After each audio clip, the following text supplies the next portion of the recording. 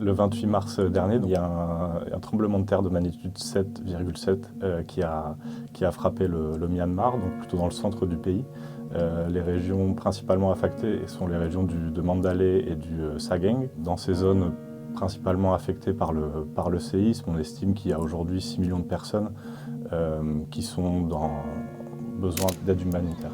Concrètement, il y a des personnes qui ont perdu leur habitation et tout ce qu'il y avait dedans. Donc ils se retrouvent soit à la rue, soit dans des centres d'accueil temporaires. Ça peut être sur des terrains de foot, ça peut être dans des temples, ça peut être dans des monastères. Et en plus de ça, qui se retrouvent dans des situations où les services qu'il y a autour sont aussi endommagés. Donc nous, on se focalise beaucoup sur l'approvisionnement en eau, mais ça peut être des hôpitaux, ça peut être des écoles, ça peut être des systèmes d'assainissement. Les infrastructures routières, comme on peut l'imaginer avec un tremblement de terre, ont parfois été affectées, qui limitent concrètement les déplacements et l'approvisionnement dans ces zones-là.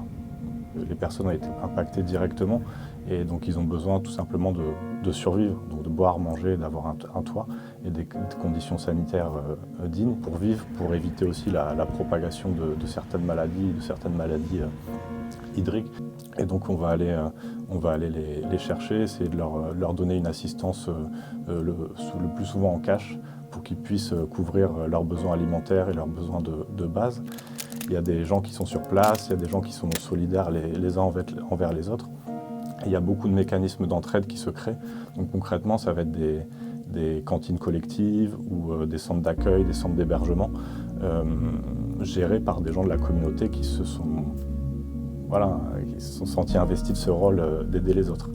Et nous, donc, on veut supporter en fait supporter toutes ces initiatives-là, parce qu'en fait, elles sont déjà sur place, elles connaissent mieux les besoins des personnes, elles savent, elles connaissent mieux leurs préférences alimentaires, elles connaissent mieux les